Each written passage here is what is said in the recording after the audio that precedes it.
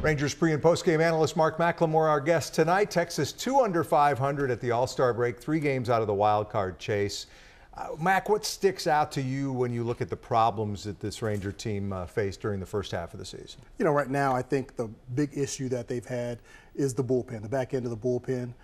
You know, they've had some issues there right from the beginning, so they've made some changes, and right now they're just going, you know, bullpen by committee. So I think once they shore that up, I think this team will be a lot stronger. There were obviously some injuries early on. A lot of those guys are back now, so I think we've got a pretty good team. Got a lot of young guys in that bullpen, and that psyche can play with you in that position, can it? It really can. I think, you know, you really can't teach experience. These guys have to live it. They have to go through it and see it, and I think they're doing that now. But they've definitely got the stuff, they've got the ability, but to be a closer, it's more mental than anything else. You addressed this a little bit, but they took 2 out of 3 from the Angels heading into the break. They are healthier than they've been for a while now. Where do you see this team going in the second half? What's the upside for this team, if you will? Well, for me, I think the fact that everybody's healthy, everybody's back. You've got Adrian Beltre, who missed the first 6 weeks, maybe 2 months of the season. Carlos Gomez missed some time. Those guys are back. Mike Napoli's back, and they're all swinging the bats well. Chu is swinging the bat well, and Elvis, the all-star Elvis and the new dad, he's been great since day one. So you've got all those elements in there. They're all back. They're all healthy. You've got a healthy Yu Darvish, a healthy Cole Hamels. So everybody's healthy, I think, really for the first time this season at the same time. So I think they've got a really good chance to get a wild card. You know, an outside chance to catch Houston. They still have a lot of head-to-head matchups, and I know people are saying, oh, well, they're 16 back. Well, it took Houston the first half to get a 16-game lead. That can be erased in the second half. So that head-to-head matchup, that's what I really like. You mentioned Yu Darvish. Everybody's talking about him right now in the last year of his deal. He's just 6-8. He hasn't gotten much run support, to be fair to him. You think he'll be a Ranger long-term? You know, I think pitching's at a premium, so I think a pitcher of his caliber, I think the Rangers probably will, obviously, if it's right for the team. But it's hard to replace a pitcher like Yu Darvish.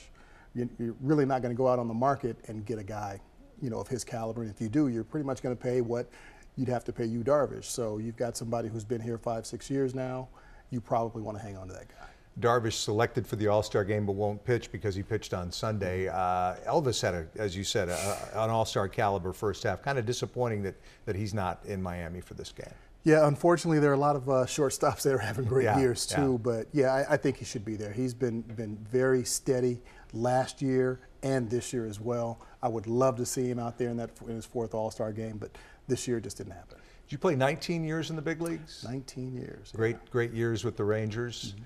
But the All-Star game was the one thing in your career that eluded you. Are you still bitter about that? Because you had to have not to bring up a sore subject there, but you had to have been in a position a few times at the All-Star break to have numbers that would warrant you going to an All-Star game. You know, I really tick somebody off. What happened?